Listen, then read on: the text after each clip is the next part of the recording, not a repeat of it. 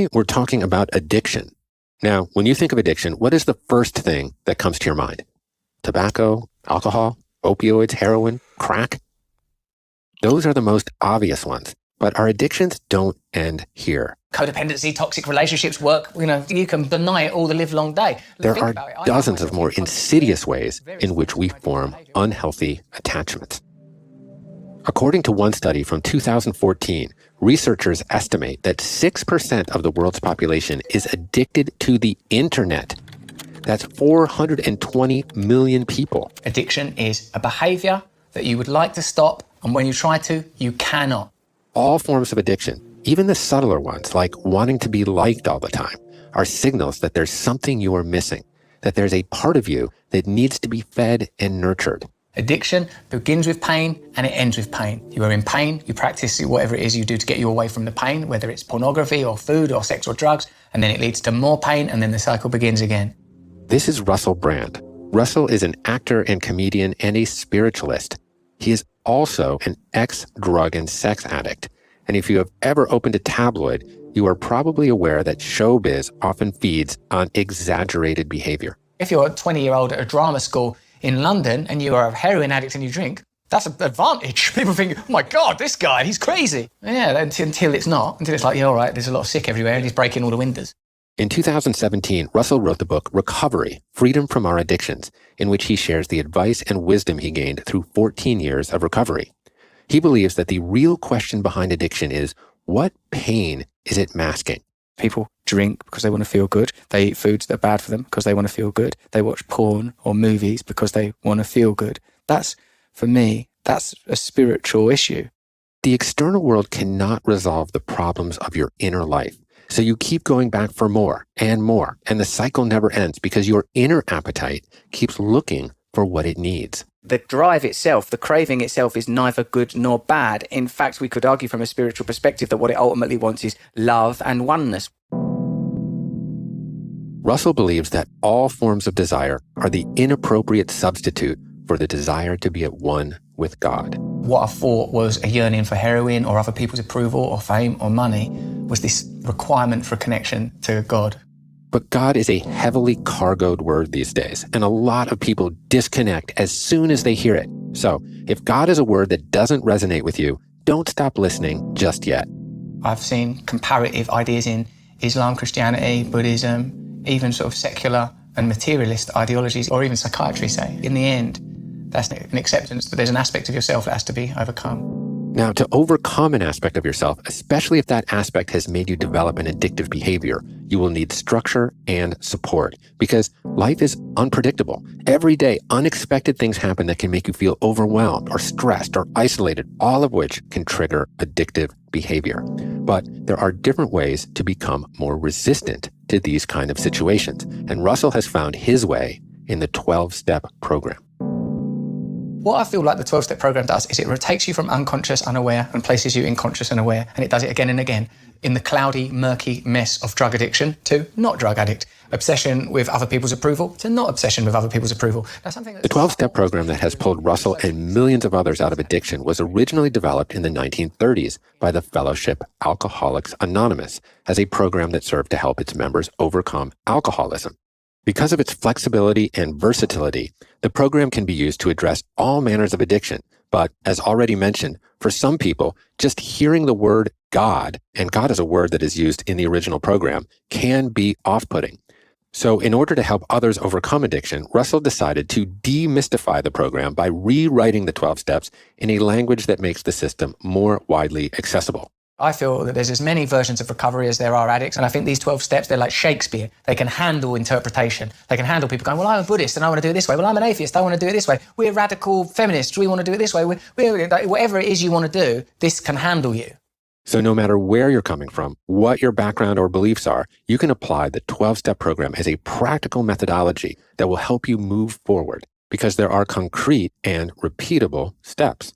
Whatever it is that's happening in my life that is problematic for me, I can apply this system. I can acknowledge there's a problem, believe that it can get better, ask for help, inventory it and see what's going on, what patterns of thought and in our language, defects of character have taken part. I can make a sincere commitment to change. I can list people that I've harmed, be willing to make amends to them. And the process goes on. 10, stay aware. 11, increase conscious contact with higher power. And then 12, be of service.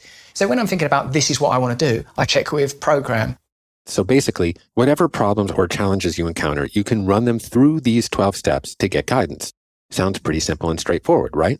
But anyone who has ever struggled with addiction or substance use disorder, or anyone who has been close to someone struggling, knows that it's not easy at all. We humans are complicated creatures with an incredible power of bamboozling ourselves. We can come up with explanations and justifications and excuses for virtually anything. So when you're on your own, even if you have clear steps to follow, it is more likely that you'll fall back into your old habits. This is why asking for help and receiving external input from other people is essential, especially from someone who is further down the path, a mentor. So me, without this program, I'm a drug addict. That's what I am. My solution to the problems of life, I'll take drugs. Life is painful. Trust no one. Take drugs. With the program, I am be of service to others. We are all one consciousness. I'm a different person. I'm a different person. But that guy is still in there, you know. So all of these things for me is a process of negotiation and going backwards and forwards and thinking, no, I can do it the old way again. But when I'm afraid or I feel inadequate, I talk to someone else and I say, I've got this problem. I'm thinking about doing this. What do you think? Right. And my mentor, he knows, you know, where the bodies are buried. He's seen my big inventory of my past. And he's able to say, well, if you're thinking of getting into a relationship like this, you might want to consider how that compares to this relationship that you were previously in. As we go through life, we all develop patterns of behavior and thought that we use to protect ourselves from getting hurt, often subconsciously. But they also prevent us from freeing ourselves from the pain and suffering. So how are you going to concede to your innermost self that your construction that you've been living in is not going to work for you? Not that you're a bad person, but you've got to get deep. And to go deep, to become more self-aware and present to the moment, well, there is no better tool than meditation. But many people struggle with meditation and give up on it before ever really trying because it's so easy to feel like you're doing it wrong. You sit and breathe, but instead of experiencing inner calm, your brain starts bombarding you, spiraling into monkey mind. Loser. What's the matter with you? The flies eat ketchup, they won't eat mustard. What's the big idea? I don't even know what that means. But thought is part of meditation. There will be thought. You have to let go of the striving. You innocently undertake meditation. You become aware of the external noise, then the internal noise, the inner monologue. That already is meditation. You let go of the idea that there's something that's going to be achieved because you see, because I received most things through the lens of addiction, even when meditating, I'm trying to attain escape and numbness. And transcendence can feel like escape and numbness. There's the absence of self. Okay, let's stop for a moment.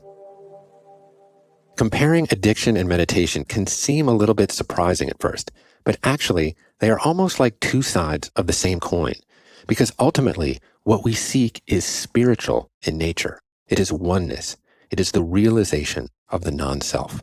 You know, there are times when I feel like I've meditated and it goes how I would have it go, which is absence of thought, absence of self. I feel like, well, God, why would I ever do anything else? This is bliss. This is what I was looking for as a drug addict or through promiscuity. You know, I want to be free of the self. But the drive behind addiction is a kind of self-annihilation.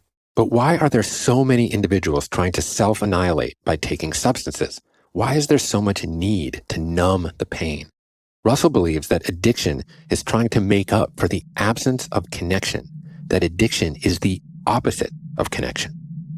Part of the problem, I think, in the world now is that, you know, some people want to live fundamentalist Islamic lives, some people want to live sexual libertarian lives, some people want to live Christian lives, atheist lives. Well, why should we house all these ideas? Let people live how they want to live. Stop centralizing and umbrellaing and doming these groups of people because it makes economic sense to one particular elite or group, where possible.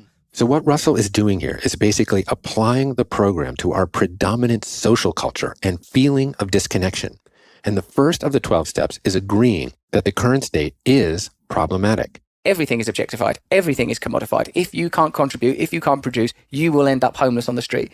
If you can't perform, if you seem to be mentally ill, if you can't live in accordance with certain values and ideals established in order to create a society that maintains certain structures and maintains certain privileges. So if you, one, think that's a problem, then the second step is, can you believe it's possible that power greater than yourself can restore you to sanity? Is it possible that there's So the question here is whether a different society would be possible, and what would it look like?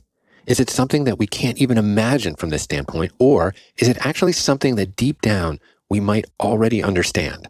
Why do these ideas of fraternity, as it would be explained in socialism, brotherhood, as it would be described in Christianity, oneness, as it would be described in Hinduism and Buddhism, why do these ideas recur? Why do they seem so relevant? What is love other than the acknowledgement of our ultimate unity and the illusion of separation, an energetic experience of this oneness? If these things are real, but don't seem as real as a dollar bill, how can we prioritize them? How can we accelerate their value? How can we present to people these ideas as the fulcrum and spine of a new system? Perhaps by helping them to understand that the situation they're living in is problematic, but it is possible for it to change, and that together we can achieve that change. The 12 Steps is a system for living in a new story. It allows us to move from unconsciousness and unawareness to consciousness and awareness, and thus begin to relieve our personal and collective suffering.